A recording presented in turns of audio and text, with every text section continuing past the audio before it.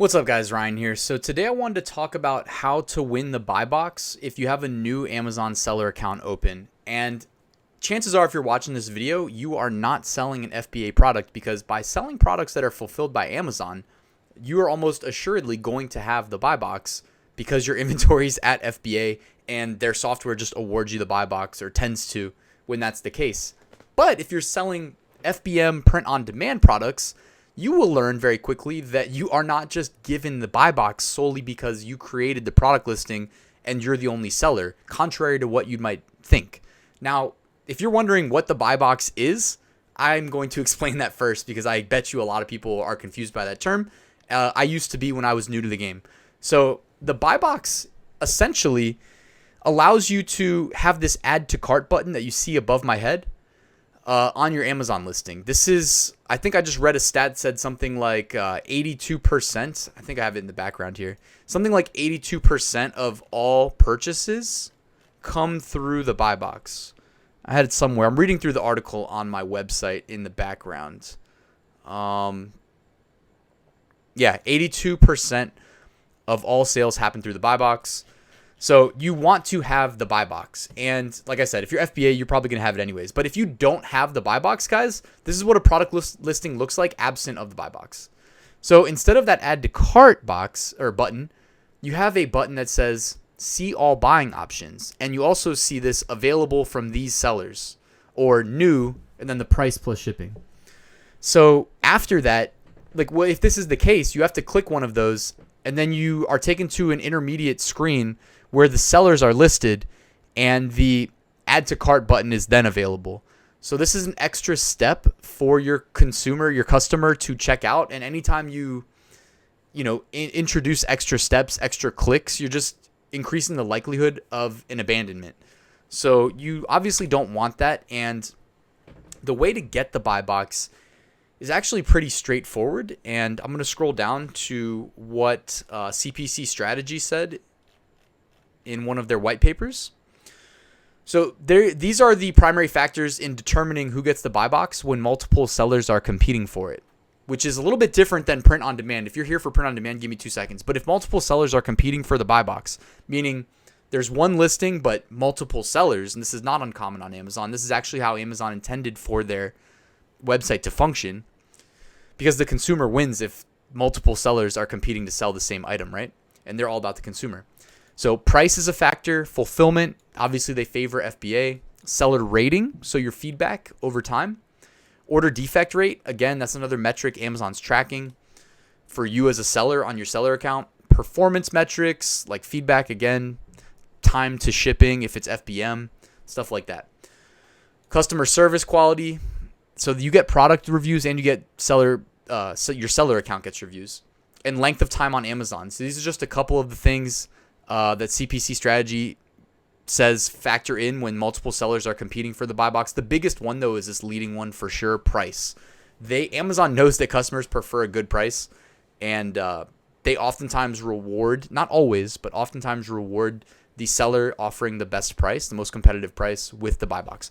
Now, what if you're selling print-on-demand products, though, and you've got like 1,000 listings, but you still haven't been on Amazon that long, or you haven't made that many sales, and you're seeing your listings look like this and not an add to cart button? Well, there's no guarantee surefire method that's going to win you the buy box. However, there has been speculation of certain things in the past. Like, I know for a fact selling FBA, where you're going to get a lot of sales relatively quickly. I mean, assuming you do everything, the way that, let's just say, it should be done, like you well-researched niche, you're running PPC, you're getting visibility, you have competitive price, etc. You're getting sales, then Amazon's building up an idea of whether or not you as a seller and your account can be trusted, right? Algorithmically, they're painting a picture of you as a seller. And, if you're getting positive feedback and you're getting a decent volume of sales, I've also seen speculation that selling in certain categories can increase the chances of you winning the buy box. And I actually went through it all when I was initially learning the whole Amazon system, really. Because FBA is, like, honestly, when you're with FBA, you don't even run into this issue. So you might not even know that people have this problem. Whereas FBM, plenty of people have it. Like plenty of people selling through Gearbubble, Printful, etc. When they go to their product listings, they're like, hold up, where's the add to cart button? And this is just something that a lot of people, have to learn about. So you go to Amazon. Let's see. What was I going to search for? So popcorn bags. I don't know why, but in one of the groups that I'm in, people recommended selling like popcorn bags. I think it was the category that it's in. And I actually did this, and I don't want to attribute me getting the buy box to doing this, but at the same time, I don't know if it was this or not, But I bought like a bunch of popcorn bags through like a sample order. Actually, you know what I did? I bought them from Amazon, and then I just sold them on Amazon, like at a loss basically, but probably only cost me a couple bucks. And what category is this in? Kitchen and dining. I don't know that.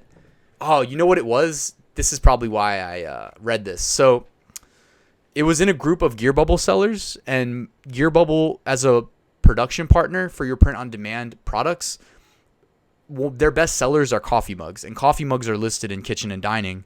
So that's probably why selling popcorn bags, it doesn't have to be popcorn bags. It's not like a magical item. Like you could sell anything FBA in kitchen and dining. This is just a really cheap option, and you'll probably only lose a couple dollars, if not break even, selling them. And then you're building up positive feedback selling in the same category as your fulfilled by merchant print on demand coffee mugs. So it's all going to depend, I guess, on the category you're selling in. But now that I think about it, like that might have been what did it for me, because my, if you follow my income reports or my channel, like I'm selling on Amazon merch. This is not related to Amazon merch at all. If you sell through merch, Amazon is the seller. You get the buy box. You always have the add cart button. But if you're selling through FBA, which I was doing at the same time as I was doing this, I call it Dropshipped print on demand. It's FBM print on demand on Amazon.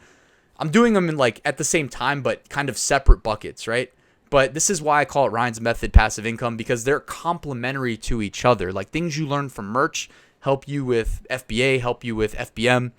The fact that you're selling FBA, getting all this positive feedback and building sales velocity and getting, building the Amazon's trust of your seller account, it's going to help you with the print on demand Amazon Seller Central sales. If it's your coffee mugs, your shirts, your hats, backpacks, whatever it is you sell, there's so many things you could sell now with all the various products that all these print on demand production partners are adding to their catalogs that everybody should be taking advantage of. Like if you're selling FBM, you should learn FBA. If you're selling FBA, learn FBM, and then do merch at the same time, because merch is literally like free money. It's one of the best, if it's not the best opportunity out there. I don't know what's better, because there's no catch. You can't lose money. You can only make money doing Amazon merch. But yeah, so when it comes to getting the buy box, guys, what are you selling, right? What are you selling? If it's coffee mugs, then sell in kitchen and dining. If it's something else, check what category they're getting listed in, and then do some research for a really cheap product that you could buy like 20 of. I mean, probably 20 to 50 range is probably best, but then you can send them into FBA and just price them super cheap so they'll sell. And it's even better if you can just jump on a product listing like this one. This one is not most likely brand registered, because you can see there's 8 offers. And if you're brand registered, you can protect your listing from people that might be trying to hijack it by jumping on and selling next to you. In this case, that's not happening. So if you're able to find this product or even just buy it and then tell Amazon that you have some to sell and you want FBA to do it, then your offer will show up here. Just undercut everybody and get rid of them, and do it until you win the buy box. If you're trying to get the add to cart button on your coffee mugs.